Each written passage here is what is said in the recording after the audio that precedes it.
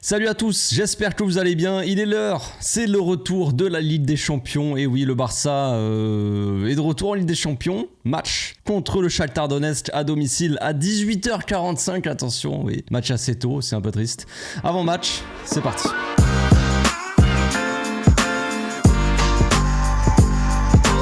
Au passage, n'hésite pas à nous rejoindre si c'est pas encore fait et à partager la chaîne autour de toi, ça fera plaisir à tonton. C'est une semaine décisive, enfin pas décisive en vrai, c'est une semaine assez importante qu'on s'apprête à vivre. Le match contre le Shakhtar va être important d'un autre côté parce qu'on est premier du groupe, seul premier du groupe actuellement, à 6 points. Derrière, il y a le Porto qui a 3 points, le Shakhtar qui a 3 points et Anvers qui est à 0 points. Et il faut gagner ce match pour conserver sa première place. Je pense que le Porto va probablement gagner contre Anvers, à moins que les frérots belges lâchent leur Jupiler et essaient de gagner ce match-là pour nous conforter un petit peu aussi encore plus dans notre première place et pour eux aussi, pour se faire plaisir, pour aller peut-être en Ligue Europa, quelque chose comme ça. Donc on verra, mais en attendant, il faut quand même le but premier est de conserver cette première place, de se mettre à l'aise dans ce groupe-là, tu vois, de pas se mettre en pression inutile comme ça et se retrouver après devoir jouer des coudes avec Porto ou tu vois. Non, logiquement ça devrait pas arriver, logiquement on devrait finir normalement facilement premier de ce groupe, mais avec le Barça, on n'est jamais sûr de rien parce qu'on est maudit. On est maudit. Et oui, parce que vous avez sûrement dû voir passer l'info. Pedri, qui devait normalement être de retour limite contre le Shakhtar Donetsk, avoir quelques minutes et pouvoir jouer aussi contre le Real Madrid dans le Classico, il sera pas de retour. En fait, il jouera même pas le Classico apparemment. Donc il y a plein d'infos qui sortent, qui se contredisent évidemment comme d'habitude. Pedri qui devrait être de retour contre la Real Sociedad, donc je sais même pas quand c'est le match. Peut-être le match la semaine d'après le Classico, j'en sais rien. Et là, on a une info qui est sortie aujourd'hui, je crois de Sport, qui dit Lewandowski, Rafinha, Pedri et Frenkie ne sont tous les 4 pas écartés pour ce week-end, pour le Classico, mais tout dépend de d'eux en fait, de comment ils se sentent, tu vois. Et là on verra, mais aucun des 4 ne sera titulaire et voilà, donc c'est trop risqué. Il y en a aucun des 4 qui est de retour aussi à l'entraînement à 4 jours du Classico, donc voilà. Donc comme vous l'avez compris, cette semaine-là il y a un Classico, et oui, si vous l'avez pas encore compris, ce mot est sur toutes les lèvres, j'ai envie de dire. Même moi là, on parle de l'avant-match du Shakhtar Donetsk et on parle du Classico déjà. Et oui, les absents pour le Classico, ça fait déjà des semaines qu'on parle du Classico. Oui, mais le Classico, on n'aura pas ce joueur-là, on n'aura pas ce joueur-là. On n'aura personne de toute façon pour le Classico. Donc de toute façon, il faudra faire avec. Ou il faudra faire sans plutôt. Mais ça, déjà, on le sait. Maintenant, voilà, comme je le dis, c'est une grosse semaine assez importante parce qu'on a un match de Ligue des Champions, même si c'est le Shakhtar, ça reste un match de Ligue des Champions. Et le Classico ce week-end qui sera pas décisif dans la course au titre, mais qui sera quand même très important parce qu'on a la possibilité, si on gagne contre le Real Madrid, de passer devant. Donc voilà, c'est une semaine compliquée. C'est compliqué aussi d'un côté parce que tout le monde a la tête au Classico et qu'il faut avant tout penser au Shakhtar Donetsk et gagner ce match de Ligue des Champions, c'est tout. Parce que si tu penses au Classico, si t'es déjà au match de ce week-end et que tu passes à côté de ton match contre le Shakhtar, dans un premier temps tu vas perdre des points pour la Ligue des Champions pour te conforter ta première place du groupe, et dans un second temps tu vas pas te mettre en confiance ou te mettre à l'aise pour le Classico pour ce week-end. Donc voilà, tu vois, t'es obligé de penser dans tous les cas à ce match-là et à essayer de gagner ce match le plus rapidement ou le plus facilement possible. Donc pour ce match contre le Shakhtar, on a quelques nouvelles têtes. Enfin, quelques nouvelles têtes. Un nouveau qui nous a donné la victoire le week-end dernier, donc contre Bilbao. Marc Guiu qui est de retour. Hector Fort, latéral droit, qui est aussi là, qui avait été aussi appelé ce week-end et qui est de retour. Il y a Garrido aussi. Alex Garrido, milieu de terrain. J'en parlais la dernière fois aussi hier, je crois, dans mes vidéos. On parlait un peu des jeunes de la Masia, tout ça.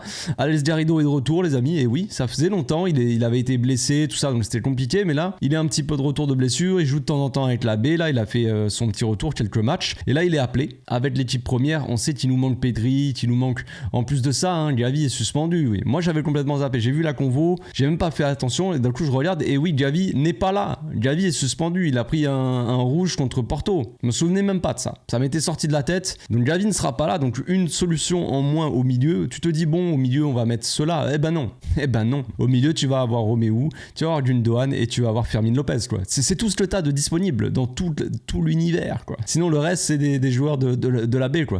Alex Garrido, Casado aussi qui a été appelé, évidemment. On y croit un petit peu. Peut-être que c'est le moment ou jamais pour que Casado joue quelques minutes. On peut toujours espérer, je sais pas, l'espoir fait vivre comme on dit, mais je ne sais pas, on verra bien. Donc encore une fois, pour ce match, on va avoir des absents, toujours des absents. Encore une fois, il va falloir faire comme ça. Je trouve que quand même, on s'en rend pas bien compte, mais il faut le souligner, le Barça enchaîne les victoires, mine de rien. Alors certes, avant la trêve, il y a eu ce résultat, ce match nul, on a déjà fait un autre match nul, tout ça. Mais on arrive à quand même plus ou moins enchaîner les résultats positifs. Certes, le football proposé n'est pas fou, hein. On va pas se mentir, on en attend toujours plus. Mais est-ce qu'on peut vraiment faire plus quand il te manque quasiment toute ton équipe? Je veux dire, quand là on regarde l'équipe, les gars, on est obligé de faire enchaîner Lamine Yamal, 16 ans. Il est obligé d'enchaîner tous les matchs et on le sent un peu plus fatigué. Il va falloir le conserver aussi pour le Classico, parce que c'est pareil, pour le Classico, il n'y a pas d'autre choix. C'est compliqué. Notre attaque, c'est Lamine Yamal, Ferran Torres, Joao Félix. C'est compliqué.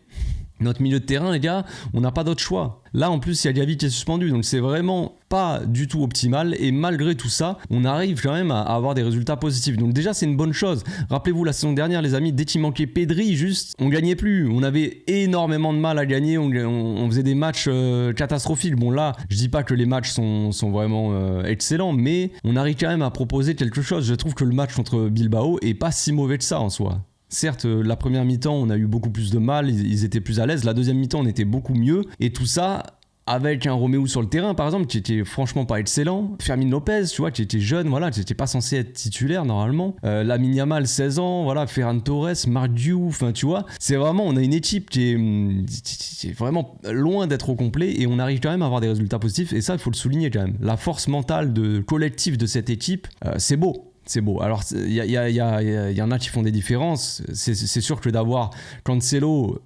Félix et Gundogan, qui sont des nouveaux dans ton effectif, sans oublier Inigo Martinez, mais sur plusieurs matchs comme ça, d'avoir des Gundogan, Cancelo et Félix dans ton équipe, ça change quand même beaucoup de choses. Ça te permet justement d'avoir un collectif beaucoup plus relevé en termes de qualité. Et ça, c'est beau, tout simplement. C'est magnifique. On a de la chance, oui. Donc, à quoi faut-il s'attendre dans ce match-là? Franchement, je vais pas vous mentir, j'en sais rien du tout.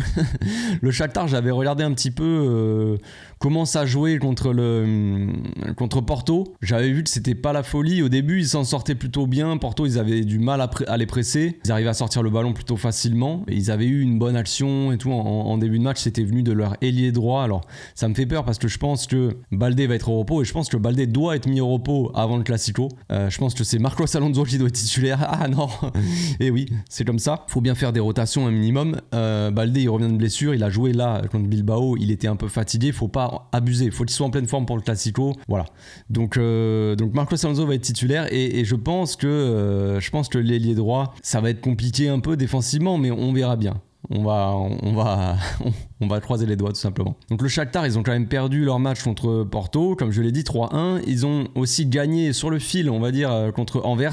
Ils perdaient 2-0 à la mi-temps et ils ont mis 3 buts en seconde mi-temps et du coup ils ont gagné le match 3-2, donc c'était limite. Je pense qu'il y a la place pour le Barça, on est à domicile en plus, on a l'avantage de ça, d'être à domicile 3 matchs d'affilée là, donc il faut en profiter aussi. C'est mieux qu'on joue à domicile avec nos absents plutôt qu'on aille à l'extérieur. À chaque fois qu'on joue à l'extérieur avec tous les absents, c'est beaucoup plus compliqué les matchs à l'extérieur, vous le savez. Psychologiquement, tout ça, c'est plus dur. Donc sans plus tarder, on va passer à la composition d'équipe, les amis. On y va. Donc est-ce qu'on a vraiment le choix ? C'est la grande question. Je pense que non. Moi, je partirais avec Joao Cancelo évidemment à droite, Christensen, Inigo Martinez à nouveau en défense centrale, Marcos Alonso à gauche. Donc, je ferai un petit peu reposer aussi Ronald, parce que Ronald, je le veux en pleine forme pour le Classico. On va en avoir besoin. Christensen, il a joué contre Bilbao, il était titulaire. Il a été remplacé aussi en cours de match par justement Ronald. Donc, Ronald a pu garder un peu son rythme aussi, jouer un petit peu quelques minutes. Christensen a pu souffler. Inigo Martinez a pas beaucoup joué cette saison, donc pourquoi pas enchaîner avec Inigo Martinez, ça serait intéressant. Au milieu, je partirais donc avec Roméo, Fermin Lopez et Gundogan. Est-ce qu'on a le choix? C'est toujours pareil, pas vraiment. C'est comme ça quoi.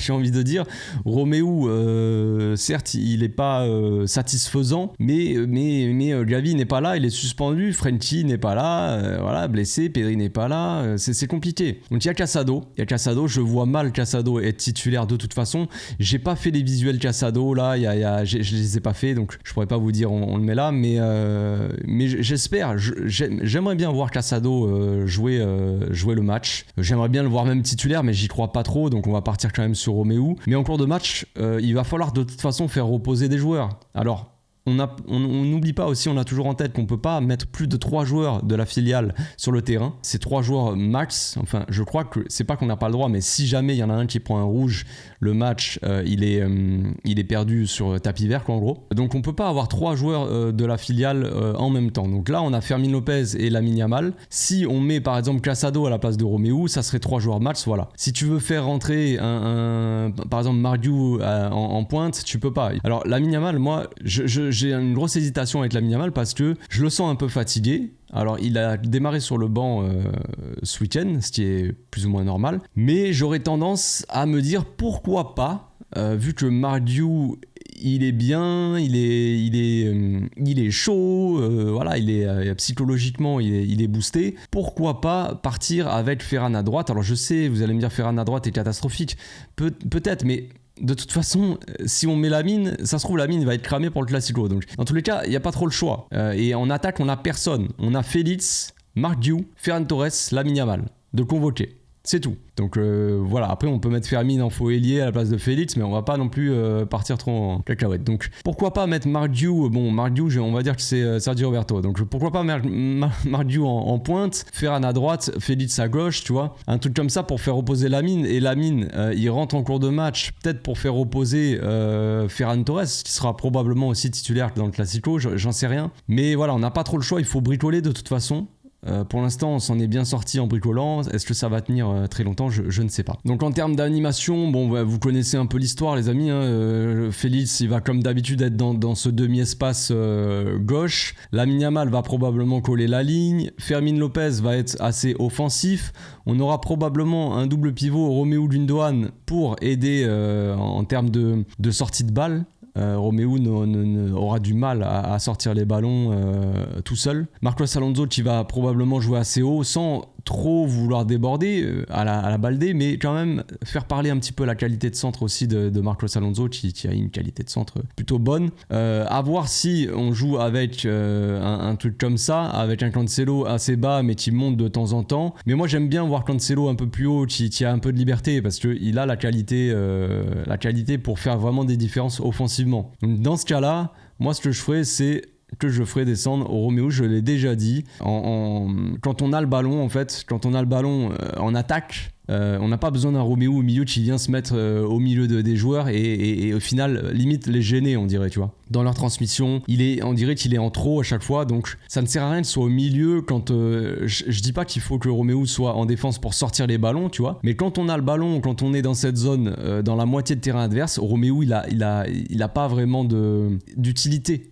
Au milieu. Donc avoir un troisième central pour couvrir potentiellement les contre-attaques, 3 centraux, comme ça, un double pivot Cancelo Gundogan avec un Gundogan plus en pivot tour de contrôle, tu vois, qui fait le jeu, qui distribue un peu à droite à gauche, un Cancelo assez libre qui monte quand il faut monter, qui se balade un petit peu, qui apporte un peu sa qualité technique aussi dans cette zone pour pourquoi pas centrer, pour jouer aussi avec Lamine et Fermin, apporter un petit peu son soutien. Mais voilà, je vois un truc un peu comme ça, un peu asymétrique, mais vous voyez un peu le délire. Voilà, je sais pas ce que vous en pensez. Je sais qu'il y a très peu de choix de toute façon. Je sais que Marcos Alonso c'est pas le choix idéal à gauche, mais je préfère faire reposer Baldé qui revient de blessure. Il faut faire attention à lui. Pareil pour Lamine, il revient aussi d'une petite blessure. C'est un joueur qui est physiquement pas forcément prêt à enchaîner tous les 3 jours, donc il faut faire attention. Il faut vraiment prendre soin de ces pépites, sinon soit tu vas leur cramer leur carrière, soit tu vas les blesser et tu ne pourras plus les utiliser. Donc tu auras qui sur le terrain? Tu auras personne parce que tout le monde est blessé, donc c'est compliqué. C'est compliqué cette situation. Voilà, c'est tout pour cet avant-match. On se retrouve demain les amis en live sur YouTube pour l'avant-match, donc 1 heure avant le match comme d'habitude. D'ici là, portez-vous bien, passez une très bonne journée. Ciao.